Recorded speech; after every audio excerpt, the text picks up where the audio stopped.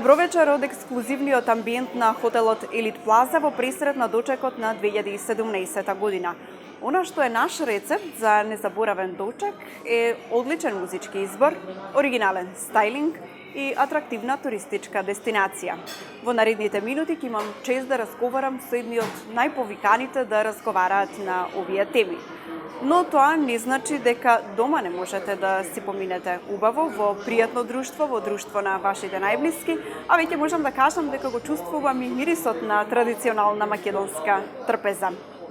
Што се подготвува за новогодишната трпеза ширум светот, ќе дознаеме во моментов. Секоја земја има своја карактеристична кујна и специфични специјалитети кои ги подготвуваат за време на значајните празници. Во пресред на престојните празници ви представуваме како изгледаат трпезите во најразлични земји во светот. За новогодишните празници, трпезата во Данска не поминува без печена гуска, полнета со суво овошје или печено свинско месо со компири и црвена зелка.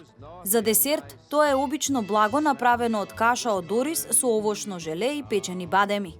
Новата година во Италија пак се дочекува со големи прослави и многу храна. На трпезата секогаш се наоѓаат свински колбаси котечино, кои се служат со леќа, која представува символ на долговечноста, здравјето и благосостојбата. Познато е дека мексиканската кујна е една од најзачинетите, па така и оваа новогодишна трпеза во Мексико не поминува без истата. Обично за новогодишната трпеза се подготвуваат ромеритос, односно специјалитет подготвен со ракчиња и компири. Трпезата ја надополнува полнета мисирка, пченка, граф и сладки, а од пијалоци обично се служат лесни вина, пунч и текила. Традицијата во Англија налага полнета мисирка со зеленчук и пудинг за десерт. Пред да се послужи пудингот се полева со рум, но тука е и традиционалната пита од јаболка која се подготвува во специјални калапи. Во Виетнам, Нова година се слави според лунарниот календар во последните 10 денови помеѓу јануари и февруари. Традиционалното јадење вклучува ориз и месо, кое најчесто е свинско подготвено со кокосово млеко. Или пак чунг, смеса од ориз и свинско месо, замотана во лист од бамбус и сето тоа запржено. Француската традиционална трпеза не може да се замисли без остриги, паштета од патка, вкусно сирење и квалитетно француско вино. Јапонците веруваат дека костените носат успех во бизнисот, па затоа тие се задолжителен гарнир на многу јадења.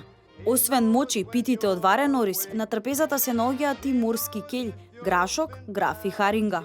Задолжително јадење кое ќе го најдете на секоја новогодишна трпеза во Чешка е крцкава штрудла со јаболка или вишна, која се послужува со сладолед, шлак или джем. Остатокот вклучува богата супа, риба и јачменова каша.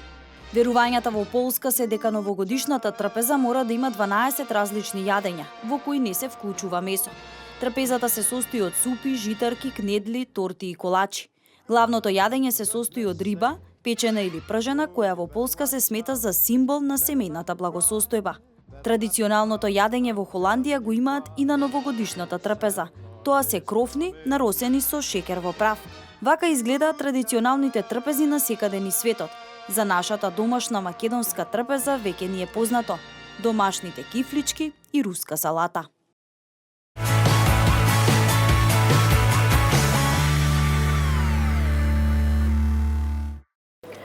Ако за некого беше успешно оваа 2016 година, тоа е дефинитивно групата Љубојна, тука ќе ги споменам само бројните концерти и во нашата земја, но и во странство, како и оној во Њујорк, но би сакала да потенцирам дека оваа година го прославија 15-тиот роден ден, направија хуманитарен концерт за настраданите од поплавите во Битола и низа други настани. Како круна на сите овие успеси во 2016 година е нивниот најнов албум со кој ја заокружуваат изминатава година, насловен како Радио Љубојна или ако сакате Љубојна Битола, Битолси Љубојна. Имам чест да разговарам со вокалот на Љубојна, Вера Милушевска-Јасиповска. Добро вечер за вас. Добро вечер и добро вечер на сите гледачи што не следат во момент. Вера, ако треба да издвоиме од низата успеси, кој го сметате за ваш најголем успех во изминатава 2016-та? Значи оваа година, оваа 16-ка е наша 15-ка уствари. Така. Ова е наш јубилеј, наша 15 годишнина. Има многу за издвојување. затоа што оваа година помина со многу настани, многу концерти, околу 35, со два поголеми, поубави и значајни концерти, многу награди за најдобра група, за спот, за придонес во алтернативната сцена, супер бренд на годината за 2015-2016, две големи патувања, убави соработки, навистина супер плодна година. Албум за крај. Токму така како круна, како што споменав и пред малку на оваа 2016 е вашиот најнов албум. Што можеме да очекуваме? Дали она што веќе го имаме слушнато од Шербет љубовна, претходниот албум, кој можам да кажам дека така убаво ни се залепи како шербет на душа, или станува збор за малку поразлични ноти? Па добро, друг албум е, нели, сосема различно издание и продукциски и секако. Ова е едно јас многу пати зборував за овој албум, но навистина не можам да го избегнам тоа и да не кажам дека ова е навистина едно убаво музичко патување, кое ќе ве одведе во различни музички точки, кои може би ги очекувате, може би не. За тоа придонесуваат и многобројните гости, може да ги видите на каверот на албумот што стојат, кои вплетка прсти тука во оваа убава музика. Има различни музички стилови, има. Станува збор за ново компонирани композиции или преработки од изворна македонска музика? Се што ќе чуете љубовна се разбира, освен текстовите тука, тоа е печат на оној звук што се нарекува љубовна, но продукциски е така убаво сработена, така вкусно и е една сосема нова македонска поп музика, но впрочем и севкупно музиката на љубовна има различни коцкички кои прават еден мозаик кој се нарекува звукот на кој го отсликува тој звук или тој саунд кој е препознатлив за љубовна. Има многу сончеви зраци во оваа музика, има навистина многу музика, има секоја од темите, ако ги прочитате, има некоја конкретна приказна. Радио љубовна е сепак еден сублимат на она што љубовна особено го работеше последниве години и заради која што и беше наречена Brass Fantasy. Само што ова продукцијски е збогатено со многу други честници, и скречери, и разни клавиатури, значи во секоја смисла музички богат албум. Од сите можни стилови кои ќе ги препознаете или ќе ги насетите во ова издание ги има многу. Фокусот е во една преубава музика, којто суптилно ви се наметнува низ ова преслушување на албумот и не знам, може да ги насетите сите експерименти кои љубовна ги прави со години, особено последниве години. И особено што е едно јадро во кое што, нели, кое што го креира и учествува и вплетка прсти многу музичари, има многу гости, дури има и хотели кои се наречени по гостите, да не мислите дека во ова убаво патување музичко нема да ги опфатиме. А зошто љубовна Битола Битолси љубовна? Љубовна има една анегдота и тоа често си ја кажувавме порано и решивме дека еден ден ќе ја ставиме или на некој кавер на албум или некаде мора да стои. Најчесто љубовна е поврзуваат со името на селото Љубојно. Така налага стереотипот, не дека јас лично така сакам. И во една прилика некој ме праша, сега вие Љубојно бегате или како? И јас викам, по таа логика, валјда Битолс и Битола бегаат, нема поинаку. Ма добро, освен што е онака досетка, има и друга суштина во ова целото, затоа што љубовна надвистина се повикува на цело музичко искуство кое што го има низ децениите работа и индивидуално и заедничко и тука тоа опфаќа многу музика, тоа не е само една македонска музика. Зборуваме за музика од целост, на светска музика, на различни трендови стилови, истражување на различна естетика, пронаоѓање во една друга музика, експериментирање, правење пандан на една со друга, различна стилска визија во музиката, така што Ова е една опишува, би рекла, повеќе една појава и многу е убаво отсликано како навистина да патува љубовна и да скока до некоја одредена точка, да се враќа назад, да ве води до друга и како да ги зема вака грст музички меридијани во двете дланки и да ви ги вака да ви ги распостила фактички пред вас и пред она што се вика навистина богатство музичко. Вера, предлагам да ги слушнеме изјавите на дел од истакнати македонски композитори, музички имиња или луѓе што се занимаваат со музика, токму мислењата за нивното мислење за вашиот најнов албум Радио Љубојна. Сцената што ја освојуваат, ја полнат со животна радост, со радост на перформансот, со радост на музицирање и свирење, што е многу важно. Не ги жвакаат по илјадити пат теми кои се веќе многу пати искористени и употребени, туку се обидуваат со една нова енергија, рокерска енергија, со една джезерска слобода и со огромен респект према фолклорот и традиционалната музика, да дадат еден нов живот и еден нов вагол на гледање кон таа музика. Се надевам дека ќе имам можност повторно со нив да настапам на некој нивни концерт. Би искористил приликава да им го честитам 15 годишниот јубилеј и да им посакам уште многу години плодна заедничка работа и ентузијазам и креативност, се разбира. Еве, Љубојна не изненадија со уште една нова плоча. Ме изненадија и мене, се разбира многу пријатно. Девета по ред во еден долг временски период во кој работат Љубојна, негде 15 години. Она што ме восхитува и на оваа плоча, како и на претходните, е што Љубојна практично го користат македонското фолклорно наследство како основа. Меѓутоа не се работи за едно обично преработување на песни, особено овде во случајот на Љубојна е многу значајно што во нивниот опус ти извадија многу прекрасни македонски песни кои ние малку и ги знаеме. И ја сочувуваат основната на овој нов албум, Битлси. Основната карактеристика, без оглед на тоа што основата е фолклорот, севкупниот звук е Љубојна. Нешто невообичаено за сите нас. Значи, тоа не беше само уште еден концерт на македонска група, туку беше концерт за паметење.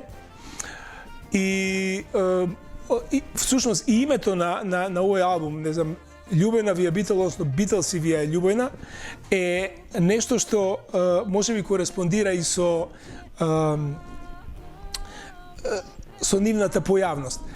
Јас во овој момент не гледам ништо по-оригинално, по-автентично и по-квалитетно од Македонија кој би можело да излезе надвор и да ни ја представи Македонија во час и половина, не само преку звуците кои ги и песните кои ги носат Вера и Љубојна, туку она што е можеби суштина на македонското музичко творештво и воопшто културно наследство е всушност сублимат кој сметам дека Љубојна го прави на еден многу современ, модерен и софистициран начин. Вера, по редот на нештата следен чекор е промоција на вашиот албум и надвор од границите на нашата земја. Па дали веќе имате закажано концерти со кои ќе го доближите на вашата публика, на вашите фанови? Секако, иако на голем дел од концертите, добар дел од ова Радио Љубојна музички дел беше веќе изведен и тука во Македонија. Албумот имаше ексклузивна можност да биде промовиран во Њу Йорк. Тоа го направивме на 14 ноември оваа година, беше преубава, имаше еден означување јубилеот со еден многу убав концерт, со една средба со поинаква малку публика. Промоцијата во Скопје се одржа на 27 декември. токму пред новогодишно и тоа беше едно одбележување не само не само промоција на овој албум, туку и сите овие 15 години работа и супер бренд на годината. А оно што не чека следно, тоа е концерт во Белград на 23 февруари во Дом синдиката. И ќе биде исто така со многу гости и ќе биде прво представување на Љубојна пред белградската публика и пред српската публика воопшто. И мислам, че ние ќе се сретнеме и следен пат да разборуваме малку повеќе за тој настав. Така, се надевам дека ќе имаме повод, нели непосредно пред концерт и да го најавиме, но она што би сакала да потенцираме дека успехот на Љубојна можеби се должи на вашето чекорење етапно во текот на кариерата, полека сигурно, и имам впечаток како да чекате прав момент кога треба да се представите со нов проект пред публиката. Значи, не по секоја цена да ви има. Дали токму поради тоа ве сакаат од 7 до 77?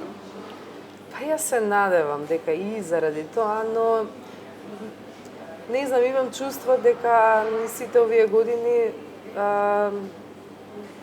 Љубојна стана една светла точка и светла музичка точка и дека на нашите концерти луѓето навистина уживаат. И јас им благодарам за таа доверба што ја имаат во мене, што имаат во Љубојна, зашто многу често концертите се изненадувања за публиката.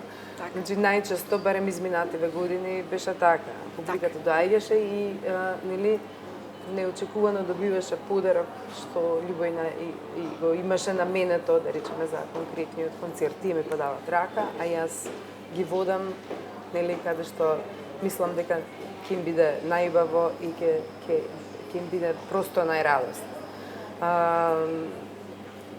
Искрено, многу сум исто така среќна за тоа што отвори сосема нова музичка димензија на оваа сцена и за тоа што стана културен испад на една сцена која стана многу бајата, би рекла, и донеса сосема нова, отвори едно сосема ново прозорче музичко и предложи тотално различна, а по визија апсолутно доминантна македонска поп музика.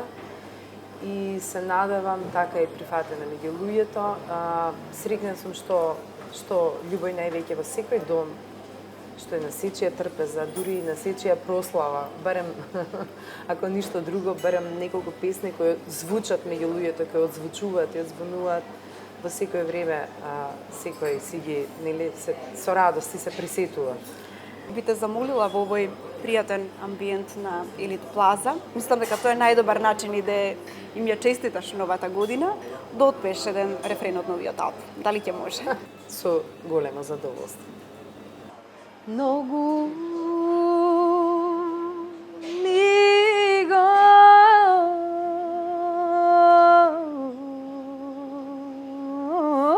фалат бабо мори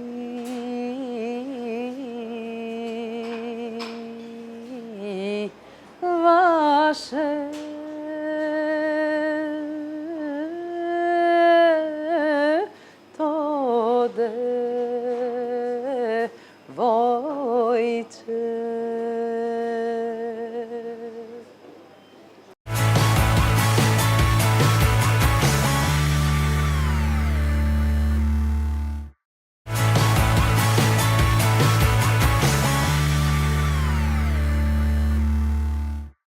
Кралицата на поп музиката Мадона беше прогласена за личност на годината од Билборд. На доделувањето на наградата пред јавноста имаше емотивен говор во кој откри шокантни информации за себе. Billboard's Woman of the Year for 2016, Madonna.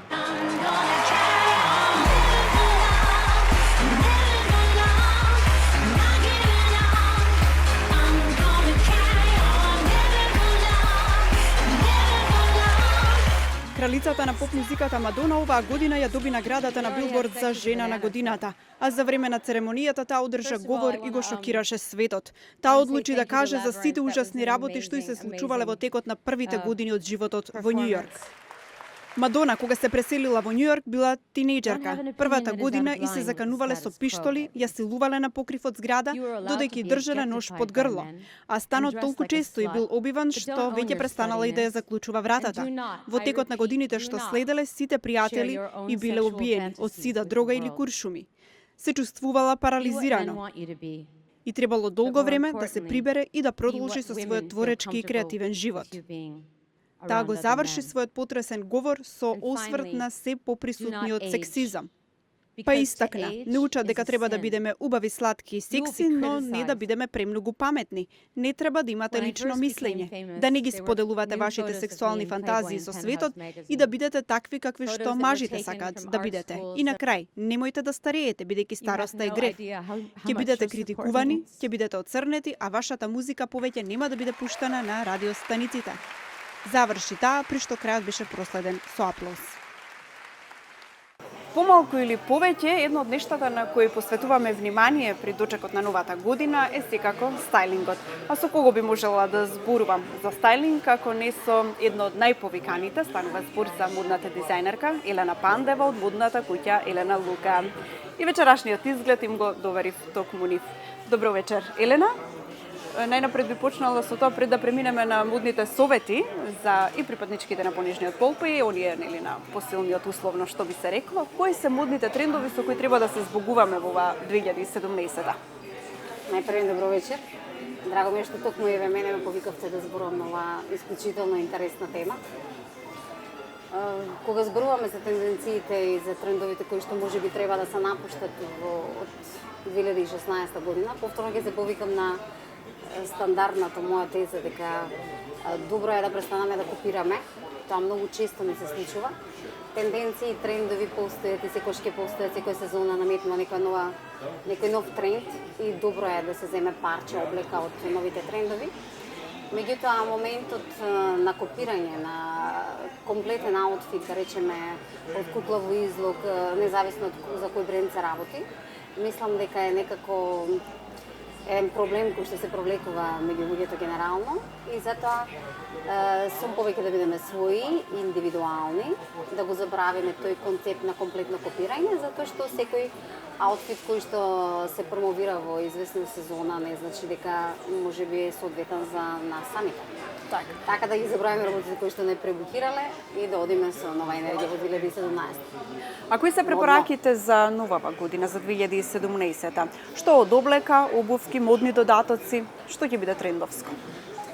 2017 година е исто интересна година со нови тенденции кои што веќе беа промовирани и на светската модна сцена и во Македонија воедно. Би кажала дека ќе зборувам општо за модата во некој мал сегмент, меѓутоа во односи на тоа е на престојните празници како ќе да чекаме на новогодишната вечер новата година, зависи во кој амбиент ќе се организира сето тоа.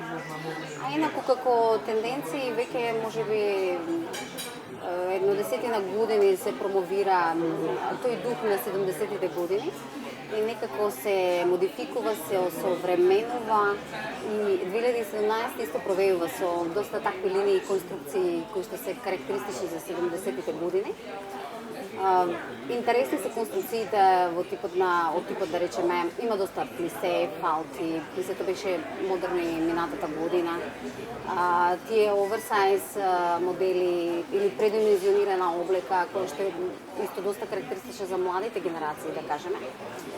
Од друга страна, да кажеме, принтовите се интересни од геометриски форми, па се до флорални макси фустани, кои што и оваа сезона 2017 бидат доста актуелни и интересни. Од додатоци би кажала дека масивниот накид повторно ќе биде интересен, комбинација на многу детали ланчиња накид на вратот, исто е атрактивно. имплементирање на карнерите во облеката, на еден романтичен изглед, кој што е Елена Лука во новата колекција повторно ги имаше вклучено, затоа што дават еден софистициран, убав нежен изглед на самата облека. Да кажеме за чевли, класичната елегантна чевла е секоја шин, нормално. Меѓутоа и платформата која што е, да кажеме, со година за да атрактивна повторно ќе биде интересна и оваа година. Мислам дека ќе имаме една интересна, романтична 2017 година со малку така пософистицирана конструкција, меѓутоа асоцирана ретро стиловите кои што, еве ја како постара генерација ги памтам уште од времето ја кога бев адолесцент, па и некако и сега се провеува само малку модификувани со некои линии плюс. И така да мислам дека ќе биде интересна 2017. Така. Еве како боја би спомнала, можеби дека зелената боја ќе биде некако заштитна за 2017 и доста ја форсираат од аспект како еко боја, природа, асоцирана свежина и ќе биде доста форсирана. Елена спомена дека треба пред се да бидеме оригинални. Јас би додала и да се чувствуваме пријатно во она што го носиме. А мислам дека во овие студени зимски денови можне пријатни и практични се џемперите. Особено ако се со новогодишни принтови и мотиви, мислам дека се уште потопли, дури го будат и детето во нас. Па предлагам да погледнеме еден прилог кој зборува токму на оваа тема. Со задоволство. Fly me to the moon, let me play among the stars. Пред новогодишната и божикната еуфорија, освен во вашите домови, може да се преслика и на вашиот стајлинг. Тоа најчесто се џемпери со празнични мотиви кои потсетуваат на овој период од годината. Предизвик кој вреди да го прифатите барем 2 недели пред новата година. Иако многумина знаат да ги наречат грди божикни џемпери, мора да признаеме дека изгледаат сладко и потсетуваат на детски шарени џемпери. Но освен принтот кој потсетува на овој период од годината, треба да бидат неверојатно топли и удобни и да знаете како да ги искомбинирате. Одберете ја вашата омилена боја и принт и уживајте во празничната магија каде и да одите.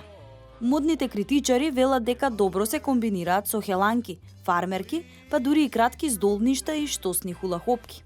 Но не се само џемперите. Во оваа комбинација добро стојат и чорапите како моден додаток кој ќе се вклопи во новогодишната стајлинг комбинација. Со оглед на тоа што е зима, шаловите, капите и ракавиците се неизоставен дел од зимскиот божиќен аутфит.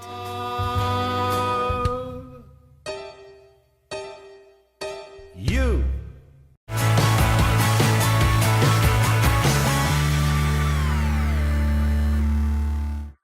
Елена, кога се во прашање модните трендови, колку јавните личности кај нас, особено сега пред новогодишните празници, нели, се подготвуваат за своите настапи и нормално ангажираат модни дизајнери? Нашите естрадни уметници не само за новогодишната вечер, тие се подготвуваат и за други настапи, за фестивали, за разноразни лични свечености, свадби, не знам, разни прослави. Значи посветуваат внимание на стајлингот. Да се консултираат, да речеме, се подобри се во тој смисол. Бараат мислење од дизајнер, од стилист, предпоставам визажисти, една комплетна екипа за како да го подобрат својот имидж. Природно, ако една таква личност станала, да кажеме, една позната естрадна личност, таа си има своја харизма, свој печат, излегува со некој свој производ, со своја музика. Така? И таков треба да биде и самиот имидж кој што ќе даде едно визуелно заокружување на тоа што го работи. Морам да кажам, значи ситуацијата е многу подобра како што кажав, меѓутоа мислам дека треба да се работи доста на имиджот. Меѓутоа, кога излегуваат надвор од државата, се промовираат некаде, обавезно се консултираат со Елена Лука и со мислењето наше за нивниот имидж. Ако направиме споредба, колку се подготвува македонците генерално, нели, особено дамите, порано за нова година и денес? Дали повеќе посветуваа внимание пред 10 години, да кажеме, или сега? Добро, еве да речеме, пак ќе кажам ја како постара генерација кој ќе се вратим назад. Можеби ние повеќе обрнувавме внимание затоа што имаше помалку облика на пазарот и можеше потешко да се искомбинираат некои парчиња. Денес луѓето се во принцип многу попрактични. И економската ситуација е специфична, иако има доста облека на пазарот, како што реков. Ама од друга страна, можеби некои други работи се пречка или се уште не внимаваме на некои детали. Мислам дека на времето имаше поголема оригиналност, помалку парчења облека, меѓутоа сето тоа беше добро осмислено, споено и сакав мислите да изгледаме уникатно, а денеска луѓето повеќе копираат. И мислам дека во тој смисол ќе треба да се промениме и да работиме на себе. Советите од модните дизајнери секогаш се добре дојдени, дури во очи нова година, пред излегувањето дека се подготвуваат дамите, мислам дека не е на одмет да слушнеме модни совети токму од вас за тоа како би требало да изгледаат вечер. Затоа што понекогаш модните додатоци се пресудни за оној впечаток за комплетниот аутфит или стајлинг. Што препорачувате за оние што одлучиле нели да прослават нова година во ресторант, оние што одлучиле во домашен амбиент и така натаму? Добро кажавте, многу е битно каде ќе се помине таа вечер, доста свечена вечер би рекла за дочекот на новата година. Самиот амбиент го диктира и стилот на облекување. Доколку имате, да речеме, тематски настан, кој што подразбира и соодветен дрес-код, во тој случај ќе мора да се испочитува бојата кој што ќе ја наметнува настанот. Меѓутоа, генерално, доколку сакате да ја поминете вечерта во некој ресторан или онаму каде што ќе има народ по-масовно, со вкус на трпеза, музика, секој индивидуално, нормално ќе треба да се организира себе си во однос на аутфитот и тоа треба да биде една пријатна сладка мака, а не да биде главоболка, што често се случува. И многу е битно да не се предотерате, би рекла, значи да не избегаме многу од својот личен концепт, својата личност, својот идентитет, туку само да му дадеме една магија, една блескавост на изгледот кој што секојдневно го негуваме. Во контекст на тоа би кажала дека доста атрактивни се денеска и за младите, па и за постарата генерација, кои ќе помислите на новогодишна вечер, веднаш тие аутфити кои што се асоцираат на светкавост, кои што се глитеринг, кои што се затоа што и металика аутфитите се доста атрактивни и оваа сезона, нормално делуваат свечено, меѓутоа морате тоа да можете да го износите и како конституција, и како човек, и како карактер, едноставно да ви прилега на тоа што сте. Предлагам дека таков избор може на стајлинг да се направи, се да тоа добро вклопено, да речеме, со чевли и да нема пренападен накид. А од друга страна, ако пак немате време многу да се посветите на својот личен изглед, тогаш секогаш добитна комбинација е минимализмот, кој што може да биде одлично надополнет со масивен накид, да кажеме, со убави чевли и сето тоа, со шал, марама, кој што можете преку раменици да префрлите и ќе изгледате гламурозно и убаво за самата вечер. Така да, денеска е предност во 21 век што имате многу избор на облека и може да се комбинираат различни парчиња, фини конструкции, различни бои. Меѓутоа препорачувам, значи, сепак еден гламурозен изглед во однос на светкави модели, а од друга страна е смирена варијанта која што пак ќе биде предимензионирана можеби во делот на накитот и на атрактивна чевла. Илена, имаше многу критики на сметка на еден од највлијателните луѓе во светот, најмоќните, а ето однеодамна и прв човек на сад, станува збор за Доналд Трамп. Кој е твојот став во врска со неговиот стајлинг? Не го очекував ова прашање реално и не сакав да влезам во некоја таква анализа. Знаете, Доналд Трамп го гледам ја малку од поинаков аспект.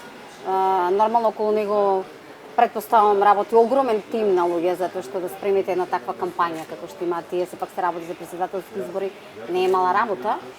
Меѓутоа, Доналд Трамп може би го гледам повеќе како човек кој што е од бизнисот и да речеме во еден дел може би му ги разбира маките.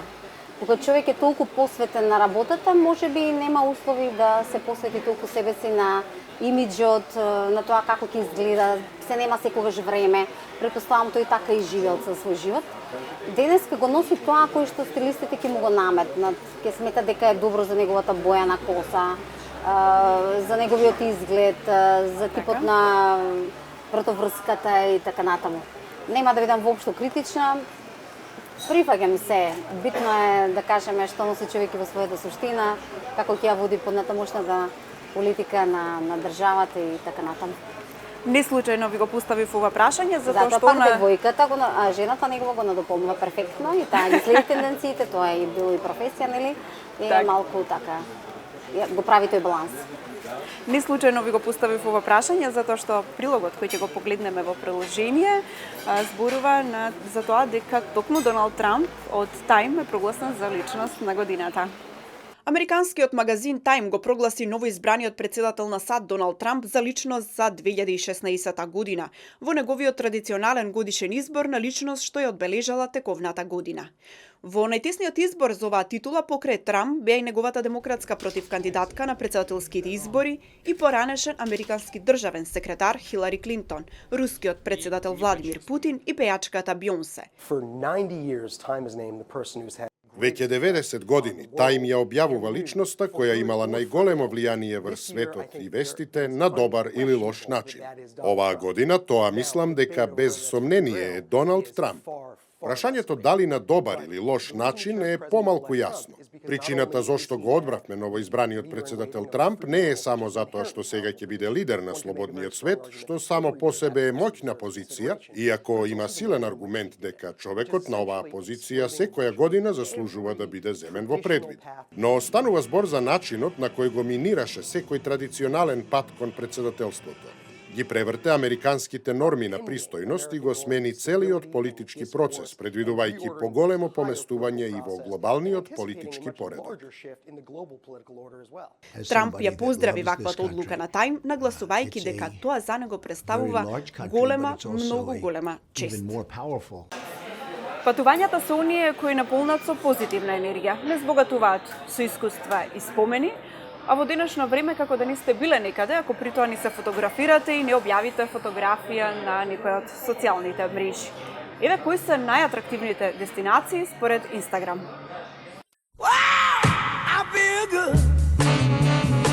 На Инстаграм може да видите многу фотографии, а покрај другото овде ќе најдете и неверојатни места за патување кои ќе направат да посакате да ги посетите уште веднаш. Ви ги прикажуваме најпопуларните дестинации за оваа година што можеби ќе ви бидат инспирација за да го испланирате вашето следно патување. Парковите Дизни. Во моментот постојат забавни паркови на Дизни во Калифорнија, Флорида, Париз, Токио, Хонконг и Шангај. Паркот во Шангај е отворен оваа година. Универзални забавни паркови. Постојат универзални забавни паркови во Калифорнија, Флорида, Јапонија и Сингапур. Во нив може да го видите и волшебниот свет на Хари Потер. Познатиот парк на Њу Јорк, Централ парк, има околу 40 милиони посетители годишно. Уште една атракција во Њу Јорк, која добива околу 50 милиони посетители годишно, е Таймс Сквер. Ајфеловата кула во Париз. Дали ве зачудува тоа што оваа позната структура на Париз се наоѓа на оваа листа? Таа е изградена во 1889 година и е еден од најпознатите символи на Франција. Музеот Лувар, исто така во Париз, секоја година повеќе од 9,5 милиони го посетуваат Лувар, најголемиот музеј во светот. Тука има околу 35.000 уметнички дела, вклучувајќи и Мона Лиза на Леонардо да Винчи. Лас Вегас Стрип. Секоја година околу 30,5 милиони туристи доаѓаат во Лас Вегас за да се коцкаат, да се забавуваат и очигледно да објавуваат на Инстаграм. Пристаништето во Санта Моника е дом на продавници, ресторани и сопствен забавен парк.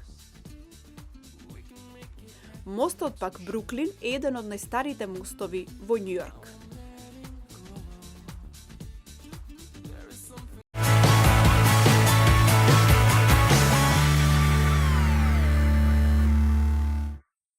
Изминатава година имаше неколку нови авионски летови од Скопје, а исто така се случува и многу терористички напади во светот. Па дали можеби македонците ги користеа овие ефтини авиобилети, нови релации или стравува од сите тие напади? Останува да видиме како се одрази сето тоа на туризмот и да дознаеме од председателот на Стопанската комора за туризам, кој воедно ќе ни информира и кои се најатрактивните туристички дестинации за новогодишните празници. Станува збор за господинот Ѓорѓи Вачков. Добре дојдовте. Господин, јас би почнала со тоа како се рефлектираше целосната ситуација во светот, зборувам за оние терористички напади кои се случуваа на туризмот. Дали стравуваа македонците или сепак ги користе ефтините авиобилети? Едното што го кажавте и другото што го кажавте е точно. Навистина се воведоа нови авиолинии, посебно од нискобуџетната авиокомпанија Визер, која што лета веќе на повеќе дестинации низ цела Европа, меѓу кои има веќе неколку дестинации во самата Германија, источните земји, Франција и други европски земји. во однос на стравот на туристите. Тој страв е секогаш присутен кога се случуваат вакви терористички напади. Посебно знам последниот напад од минатата година во Париз. Ние почувствувавме, сите туристички агенции, почувствувавме намалување на бројот на туристи кои што сакаат да го посетат Париз. А знаете дека Париз е една од најпосакуваните туристички дестинации во Европа. Како што беше случајот летово со Турција, например. Да, летово со Турција, сега последното најактуелното со Германија. И веднаш се рефлектира тоа на бројот на туристи кои што сакаат да ги посетат тие земји. А со Турција, што беше навистина сега, оваа година дури многу помалку може да се почувствува новогодишните прослави и празници. Многу помалку луѓе се заинтересирани за прослава на новата година во Истанбул. За разлика од минатите години, каде што редовно имаше полни авиони кои што патуваа за Истанбул. Сега Така? Да, сега уште актуелна и Германија, во Берлин. Секоја година имаше многу туристи што одеа во Берлин за нова година. Оваа година е страшно намален бројот на туристи исто така за Берлин. Да? Што значи дека веднаш се чувствуваат терористичките напади на бројот на туристи, посебно во овие туристички дестинации каде што традиционално одат нашиве туристи. Но еве ако направиме споредба со годините нанасат, дали сега се патува повеќе или да кажеме пред 10 години? Ако разговараме конкретно за новогодишната прослава, може да се забележи барем во разговорите кои што ги имав со другите туристички агенции, се забележува намалување на бројот на туристи во однос конкретно на претходната година. Дали тоа се должи на ситуацијата со терористичките напади за кои што зборуваме? Дали се должи на политичката ситуација и исчекувањето на луѓето со парламентарните избори, што ќе се случи, како ќе се случи? Сепак можам да кажам дека постои некој намалување на бројот на туристи кои што ги излегуваат надвор од Македонија за новогодишните празници. Не знам колку ќе се согласите со мене, но не секогаш треба да платиме многу за да се поминеме убаво. Предлагам да ја слушнеме листата на туристички дестинации кои се интересни за посета во зимскиот период, а кои не би требало да ве чинат многу. Сигурно се прашувате каде ќе се спуштате, на кој патеки ќе скијате и дали има нешто подобро од најубавите во Австрија и Франција. Исто така, едно од главните прашања е и цената на скијањето и скијачката карта. Ако барате на ефтино скијање, мора да ги заборавите Швајцарија, Австрија и Франција.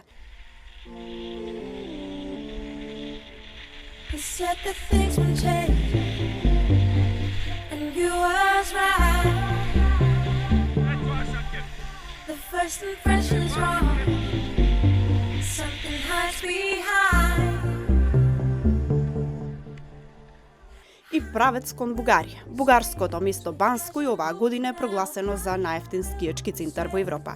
Имено британската веб страна Post Office објави анкета за најдобри европски скијачки центри. За да скијате во Банско 6 дена потребни ви се 300 евра, а во цената се вклучени опремата, картата и тренинзите за скијање, како и храната и пијалоците кои се нудат токму на овие патеки. Колку за споредба, една дневна карта за скијање на многу австријски скијачки центри изнесува околу 50 евра. Веднаш зад Банско се наоѓа словеничкиот скијачки центар Крањска гора. Таму за истите услуги, како и во Банско, потребно е да одвоите 375 евра. Сепак, судејќи по овие истражувања, поволно може да скијате на 3 големи скијачки центри. За одмор во италијанскиот Сестриер треба да платите 395 евра, во Ливињ 404, а во австрискиот Елмау 448 евра.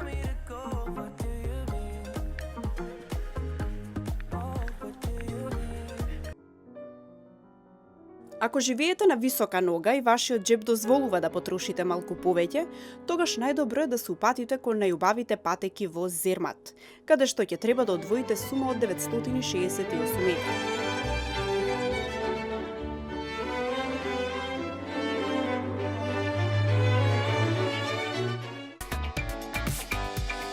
Колку за утеха ни ова не е најскапиот скијачки центар, бидејќи ако го посетите Брекенридж во Колорадо, за 6 дена ќе треба да потрошите вртоглави 1254 евра, само за скијање.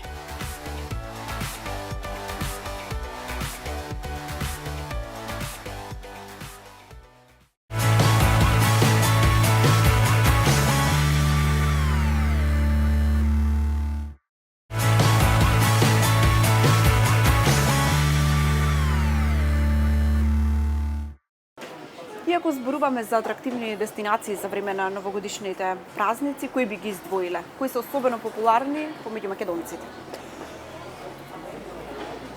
Тоа зависи од туристичките агенции како се позиционирани на пазарот и со какви аранжмани располагаат. Генерално, од оние поскапите дестинации, кои што се подалечни дестинации, има доста голем, релативно интерес има за екзотичните земји, кои што помалку луѓе одат затоа што се поскапи, но сепак се атрактивни, како Тајланд, како одат луѓе во Дубај, сега е доста актуелно. Блискоисточните земји по некои од нив.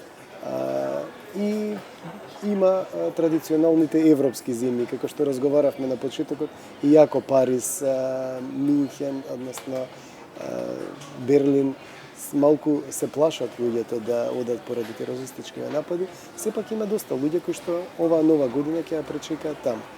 Од поблиските дестинации во соседните земји, доста голем интерес има за во Софија, за во Солун, за во Атина. Ако разговараме, значи, за Белград, има доста луѓе кои што ќе патуваат, а многу луѓе имаат и познати пријатели, роднини таму, така да многу од нив дури во собствена режија патуваат, не со помош на туристичките агенции. И генерално тоа би биле дестинациите и Италија, исто е заборав да кажам, северниот дел на Италија, па Рим, исто така во централниот дел. И нема многу туристи кои што патуваат за јужниот дел на Италија, Сицилија, затоа што тоа е традиционална дестинација за летниот период. Така. Дали со само тоа што се случи во одредени земји, градови, немили настани, ги вбројуваат во ризични земји, па се намали цената за патување и аранжмани? Цената зависи од повеќе фактори. Од превозот, од сместувањето, од бројот на луѓе. Со намалување на бројот на луѓе, фактички цената за групата се зголемува. Но тоа се компензира па со намалувањето на цената на самите сместувачки капацитети, заради тоа што хотелиерите нормално сакаат по секоја цена да привлечат истиот или поголем број на туристи од оние што ги имале претходните години. А тоа го прават нормално, знаејќи дека постои страф, тоа го прават со намалување на самата цена на сместувањето. И кога ќе се земе на крај, цената горе-доле останува иста или малку се намалува, во зависност од тоа колку хотелиерите, односно сместувачките капацитети ќе ги намалат цените на сместување и на дополнителните услуги. Дали се во предност оние што го испланирале патувањето на време и се резервирале порано? Обично секогаш е така. Значи сите оние кои што на време ќе се уплатат или ќе ја направат резервацијата, за нив постои доста голем попуст, заради тоа што тоа се, да ги наречам, верни туристи кои што однапред знаат каде сакаат да си ги поминат празниците, новата година, па и зимувањето или дури и летувањето за 2017 година. Дали имате прецизни бројки? Располагате ли воопшто со таква статистика колку туристи отпатувале надвор од Македонија за време на новогодишните празници? Колку ќе отпатуваат, знам врз основа на разговорите со туристичките агенции кои што се членки на комората. Значи има неколку автобуси, тоа се брои, значи, со стотина патници кои што ќе патуваат во европските земји. Неколку повеќе автобуси, околу 7-8 до 10 автобуси максимум кои што ќе патуваат во соседните земји, Србија, Бугарија, Грција или Албанија.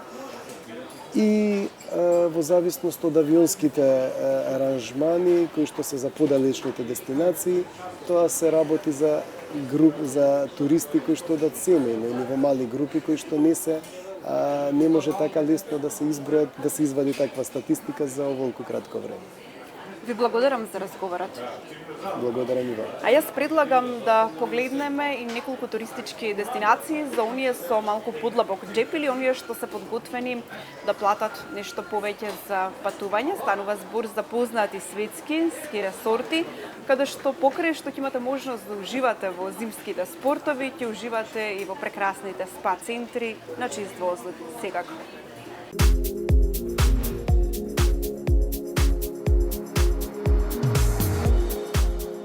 Зимата не е комплетна ако нема снег, па затоа одењето во некој скијачки ресорт и уживањето на скијачките патеки секогаш звучи како добра идеја.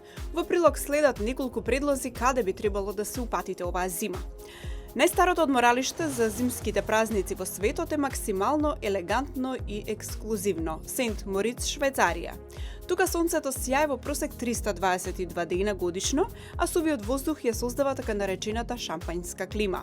Ова место е исполнето со хотели и ресторани од светска класа, како и со услови за зимски спортови, така што сосема ја заслужува елитната репутација која ја има. За престој се препорачува легендарниот Бедрац Палас хотел, кој постои од 1896 година. Ревитализираните земјоделски села Лех и Зур се најмодерните ресорти во цела Австрија, а скорешната експанзија на Лех вклучува нов пат за патување со гондола до Варт, каде што се наоѓаат најснежните падини на Алпите. Двете села изобилуваат со луксузни хотели со 5 звезди, од кој хотел Алберг Лех дефинитивно нема да е погрешен избор. Многумина го сметаат мегаресортот Вал Десер за пренатрупан и прескап. Меѓутоа, тој представува вистински рај за искусните скијачи. Реонот е дом на возбудливи снежни падини со висок квалитет, кои се поврзани и разнолики. Ресортот е познат по добрата храна и квалитетниот ноќен живот, што престојот таму го прави вистинско уживање во секоја смисла на зборот. За оние кои првпат го посетуваат ова место, се препорачува да престојуваат во централниот реон, блиску до акцијата. Додека оние кои сакаат нешто помирно, би требало да го изберат хотел Ла Брюселс, кој има базен, бања и тераса за сончање. На 2 часа пат од Минхен, најпопуларниот зимски ресорт во Австрија, изобилува со благороднички хотели и живописни скијачки патеки и вклучува и 8 познати ски училишта. Кицбухел во Австрија. За престој се препорачува хотел Лебенберг, средновековен замок со декор во готски стил, кој се наоѓа на целото и каде што има врвна услуга и одличен ресторан. Кормајер, Италија. Овој ресорт се наоѓа под Монблан, највисоката планина во Западна Европа, и е локација каде што се собираат елитните скијачи и модерните туристи. Изобилува со луксузни хотели, бунгалови, но и пространи апартмани за изнајмување.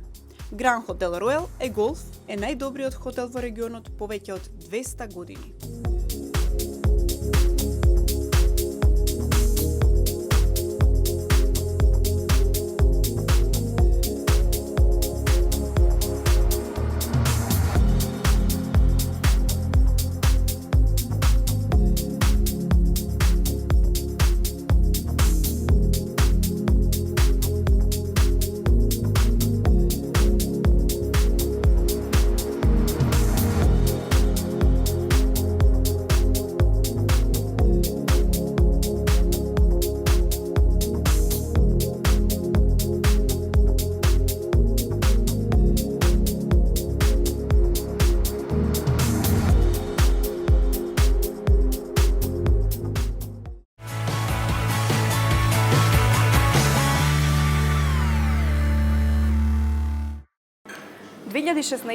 Ни беше полна со изненадувања. Повеќе негативни отколку позитивни. Што не очекува во 2017 година, предпоставувам дека сте љубопитни сите, а ќе се обидеме да дознаеме од нумерологот, а воедно и аналитичар, господја Мими Силјановска-Главиновска. Јас би сакала да ве прашам најнапред во кој број сме во 2017 година и според што ги добивате овие прогнози? Во 2017 година ќе бидеме во бројот 1. Бројот се добива мощно едноставно, кога ќе се собере годината, значи 2 плюс 0 плюс 1 плюс 7, го добиваме бројот 10, понатаму сведен до едноцифрен, бидејќи нулата веќе не се додава, ја имаме единица. Во однос на Македонија како таква, бидејќи глобално гледајќи, 2017 е во бројот 1, во Македонија исто така, која што е во бројот 9, пресметуваме на следниот начин. Значи на 9 го додаваме повторно бројот 1 од 2017 и добиваме единица. Оттаму и совршеноста на бројот 9, кој што Македонија според името го има, значи тоа е совршен неменлив број, бидејќи кој број да го додадете, деветката исто како да не ја пресметувате. Ова го кажав можеби малку поопширно, заради тоа што конкретно секогаш се држам до тоа дека ова се прогнозија, прогнозите секогаш носат и некои изненадувања, значи не се работи за предвидување, туку за користење на база на податоци. 2017 година, можам да кажам генерално еден наслов, ќе биде нова година во вистинска смисла на зборот. Затоа што 2017 Македонија ќе биде во бројот 1. Знаете, во нумерологијата имаме 9 годишни циклуси и секогаш се разгледуваат и двоцифрените на повеќе едноцифрените броеви. Така да секои 9 години повторно по 9-та година доаѓаме во бројот 1, значи во 2016 бевме во бројот 9, кој што навистина беше доста турбулентен период. Минатата година ја назначив како година од историска важност за Македонија, а ова 2017 ќе биде нова година во вистинска смисла на зборот, за нови можности, за нови почетоци, за отварање на нови врати. Така да, во секој случај, тоа е тоа што нумерологијата го дава како можности, а ние секако, како поединци, сите заедно, воедно, учествуваме во креирањето на нашите животи. Постојат и судбински околности, постои колективната судбина, постои судбина на поединец, меѓутоа во секој случај сите ние како поединци допринесуваме за случувањата во нашата држава. Ако ја земеме предвид вашата прогноза за 2016, можам да кажам дека беше исклучително точна. А што можеме да очекуваме за оваа година, 2017? Што е особено важно да се спомене кога е прогнозата во прашање? Така, јас би рекла дека имаме два циклуси, така да влијанието на бројот 9 од изминатата 2016 година, а со тоа и година од историска важност за Македонија, се уште ќе го има влијанието во наредниот период. Значи имаме еден премин од довршување на стари заостанати обврски, од еден доста искуствено мачен период, меѓутоа беше добар бидејќи се мина низ многу искуства од кои што ќе се извлекуваат и поуки, се разбира, за да можеме да преминеме во бројот 1, кој што ќе биде број за нова динамика. Морам да нагласам, почитувани гледачи, бидете подготвени за една навистина динамична година, уште од самиот старт. Не дека минатата не беше, меѓутоа ова 2017 година, која што веќе нели е на чекор до нас, ќе биде година на бројот 1, кој што значи број на лидери, кој што значи број на иницијатива, кој што значи број на упорност, своеглавост, се разбира, не и тврдоглавост. Меѓутоа, во секој случај ќе биде забележана по сосема нови настани, сосема нови случувања. За да се случи тоа, се уште ќе имаме некои 2-3 месеци довршување на некои стари заостанати обврски од 2016 година, но и ќе имаме затварање на некои стари врати. Символично кажано, нумерологијата всушност и ја представува символиката. За некои работи ќе мора да ги затвориме работите, нештата, да ја заклучиме фиоката и да го фрлиме клучот некаде далеку зад нас, што значи дека тоа ќе се однесува за работи кои што веќе не ни служат, работи кои што едноставно нема да бидат дел од 2017 година, бидејќи се си има свој рок на трајање, па така и некои од обврските и некои од случувањата кои што за нас ќе бидат важни во 2017 година, ќе бидат на некој начин ново прифатени, но и сосема нов начин на функционирање. Значи, се што беше нефункционално, ќе треба веќе да остане во старото. Се разбира, секој од нас како поединец во животот имаме периоди кога некои работи веќе не ни се потребни, се откажуваме од нив. Сега тој премин на, да кажам, оттргнување од старите нешта, од старите начини на гледање, на сваќање, не секогаш лесно го прифаќаме и го применуваме, бидејќи не се, како секој од нас да има резерва кон новите работи, меѓутоа многу е битно да нагласам дека токму таа резерва не треба да ја имаме. Треба да бидеме подготвени за новите нешта и за новите случувања кои што може да ни донесат и многу бенефит во 2017. Господја Мими, кои се поволните аспекти? Поволните аспекти се тие што во секој случај ќе имаме помош и поддршка дури и од странство и странци. Значи сосема нови пријателства зборуваме за Македонија. Тоа значи дека ќе има многу престројувања, би се рекло. Исто како и во животот на поединецот имаме пријателства кои што завршуваат во еден одреден период, не мора да биде тоа заради тоа што можеби не сакаме да комуницираме веќе со некого или е непотребно, едноставно некои пријателства ќе останат далеку од нас.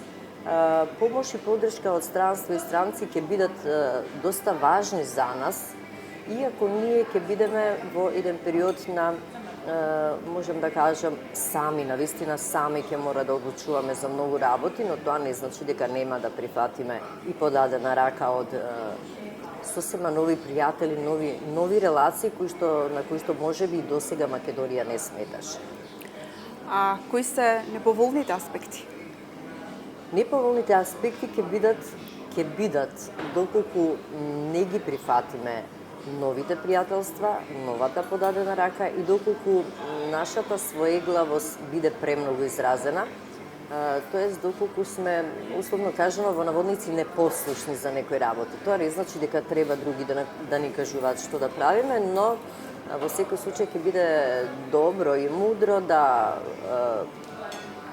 барем да слушнеме некои совети кои што ќе ни ги дадат оние што ни се вистински пријатели, да не заборавам да нагласам, бидејќи во 2017 година реков некои стари пријателства веќе нема да бидат во функција, меѓутоа затоа ќе треба добро да се процени кои нови пријателства ќе бидат пријателства во вистинска смисла на зборот и кои пријателства сепак ќе ни бидат од полза нам како македонци и сепак од взаемна релација, бидејќи пријателството подразбира два правци, нели? Ќе влијаат ли глобалните случувања на случувањата во нашата земја? Ако споменавме пред малку за негативните случувања, јас само наведов што не би требало да практикуваме. Глобалните случувања ќе бидат исто така многу брзи. Ако погледнеме она што се случуваше во 2016 година, ќе видиме дека сега сме во еден вакуум период на застој, бидејќи на глобално ниво влијанието на деветката беше во 2016-та, така да како целиот свет да е во еден премин, би се рекло, од стариот циклус на бројот 9 во новиот на бројот 1. Глобалните случувања секако ќе имаат влијание не само на нас. Тука би споменала и за големата преселба на народите, бидејќи меѓу бројот 9 и 1 се случуваат промени. Преселби веќе ги имаме од изминатата година, не толку пожелни и не толку добри за странците, за бегалците и така натаму. Тоа на некој начин ќе биде се уште актуелно, со тоа што ќе имаме многу поголема помош и поддршка во нашите напори за да едноставно го регулираме и тој дел. Ке мора да се... Знаете, влијанието на бројот 1 е многу моќно, многу силно, заради тоа ќе треба некои работи да се контролираат. Во некои работи ќе се прави компромисно, не компромис по секоја цена, но за некои работи сепак ќе мора да направиме компромис, бидејќи тоа сепак конечно ќе треба да биде за наше добро. Можеме да кажеме дека 2017 ќе биде подобро од 2016 или со други зборови, зарем може да постои полоша година од 2016? Секојаш има и подобро и полошо. Значи, ако кажеме 2016 дека беше лоша во многу случаи, тешка би рекла, тогаш можеме да кажеме дека е добро тоа што многу работи можевме да научиме од 2016 година, да коригираме грешки. Нормално е дека секој од нас како поединеци комплетно дека може да направи и во најдобрите намери известни грешки, меѓутоа може да очекуваме дека 2016-та енергетски е многу посилна. Што ме енергетски посилна, тоа значи дека и енергијата на народот е многу посилна, но да нагласам да не биде премногу силна, тоа веќе би водило кон агресија и немири, што е апсолутно непотребно. Значи да се има предвид дека треба да ги имаме конците во своји раце, за да може да се контролираат некои ситуации, да не излезат од контрола. Можностите пред нас во 2017 ќе бидат многу поголеми од колку во изминатата година и сепак од нас зависи како сето тоа ние ќе го искористиме и ќе го реализираме. Јас верувам дека ова 2017 нова година не плашете се од новите нешта, ќе донесе многу нови работи, многу напори, труд, брзи решенија, брзи одлуки, ќе се следат настаните кои што можеби преку ноќ ќе носат известни промени, посебно ќе се однесуваат и на можности за премиери и лидер. Значи, ова не го говорам само за Македонија. Бројот годината 2017 го содржи бројот 1 и 7, а единицата е премиер, а седмицата е председател. Значи, во тој контекст тие ќе го имаат главниот збор, носењето на мудри одлуки, седмицата го бара тоа, и бројот 7 исто така укажува на промени во смисла на верски институции, големи објекти. Седмицата е така наклонета на музичарите, на седмата уметност, на филмот, и како број 1, да не заборавам да нагласам, оваа година исто така можеме да ја наречеме спортска година. Значи, година на надпревари, но надпревари повеќе со самите себе си. Но и спортистите секако, се извинувам, спортистите секако оваа година ќе го имаат приматот и навистина може да очекуваме и на спортски план доста промени, но верувам и доста добри резултати. А кој ќе има најголем бенефит во 2017-та? Значи, родените на 1, 10, 19 и 28. Еве, ако забележите сите овие броеви, значи 1, 10, 19 и 28, кога ќе се сведат на едноцифрен, го добиваат бројот 1. Имињата, да не ги заборавиме, значи, оние што се со име, почетна буква А, Ф, Н или В. Тоа е исто така мощно интересно во нумерологијата, значи може да го одбираме како што ги одбираме имињата, но најстрекни во 2017 ќе бидат оние кои што чиј датум, кога ќе се собере, ќе го добијат бројот 1. Тие ќе го имаат најсилниот ветер за да може да успеат по своите цели. При тоа внимавајте на својата упорност, која што можеби не секогаш е добра ако се оди 10 пати со глава во зидот, и на својата своеглаво, значи попатно слушајте ги другите, не мора секогаш да ги послушате, но добро намерните совети може да ви бидат од полза, па да направите некој сосема нов концепт. Воедно 2017 ќе биде Македонија ќе биде со сосема нов концепт, дали ќе биде тоа концепт на уредување, дали ќе биде на воедно и надворешна политика, бидејќи 2017 година ќе биде добра можност и за нашата надворешна политика, така да според нумерологијата очекувам да во идната година бидеме подобро прифатени и од другите околу нас, бидејќи сепак и ние како држава имаме соседи. Дали ќе има повеќе машки или женски деца на почетокот од годината и која е символиката на ова ни случај, ве праша? Така. Па вообичаено на почетокот од годината гледаме кој е првороденото дете.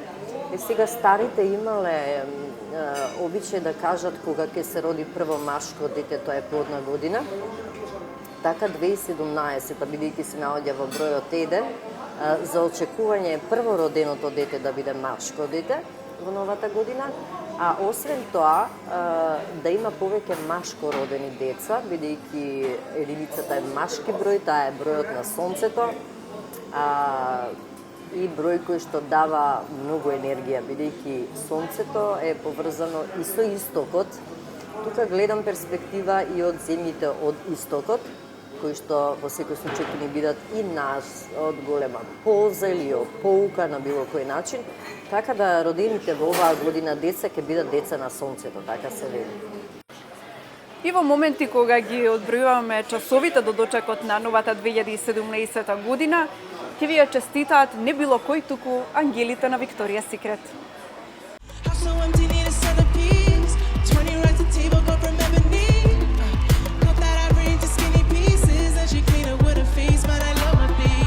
Откако во Париз ја одржаа нивната традиционална модна ревија и ја представија новата колекција на секси долната облека, најпознатиот женски бренд за долна облека Викторија Секрет, како и секоја година.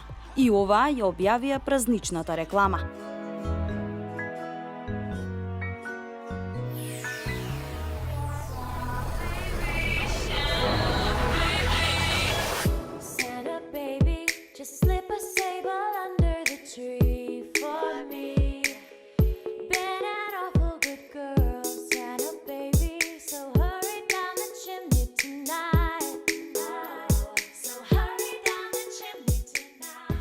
Во новото видео низ песната Santa Baby се појавуваат Адриана Лима, Александра Амбросио, Лили Елдрич, кои носат крилја и долна облека од свечената понуда на Викторија Секрет. Во новогодишна атмосфера со снегулки, елки и светулки, ангелите на Викторија се обидуваат да доловат празнично расположение и истото да го пренесат на гледачите.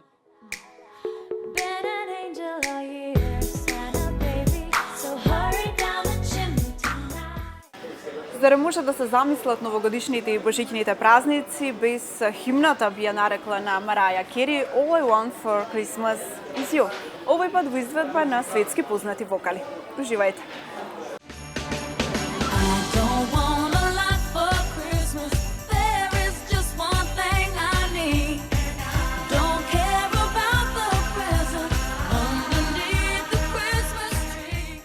Можеби не е единствен, но е еден од најчестите подпевнувани рефрени која најавува божичната еуфорија. All I Want for Christmas is You од Мараја Кери е песната објавена на 1 ноември 1994 година и беше водечки сингл од нејзиниот празничен албум, а четврти студиски насловен Merry Christmas.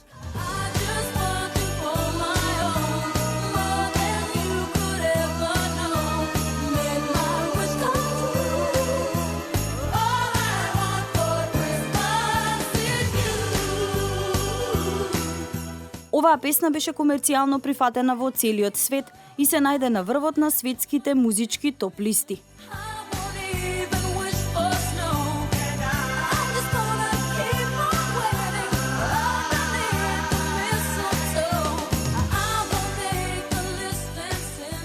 Джеймс Корден овој пат реши да направи интересно божично караоке во автомобил, кое што е микс на повеќе гостувања на славните ѕвезди. Тие пеат песната All I Want for Christmas is You, отпеана од Мараја Кери, која воедно се појавува и прва во ова божично караоке на Корден.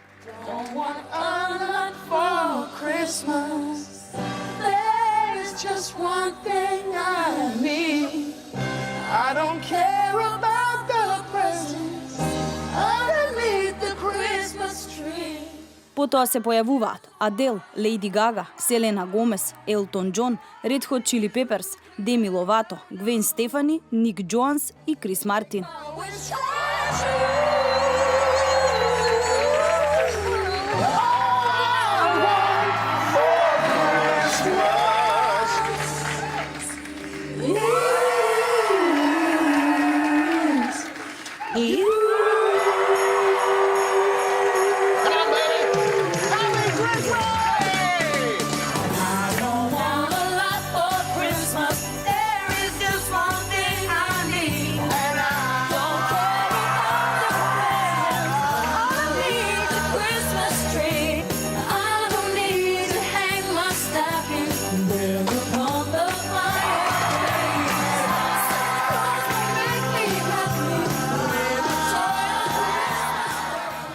Насмевката на вашето лице додека го гледате ова видео само потврдува дека е вистински погодок на Джеймс Корден.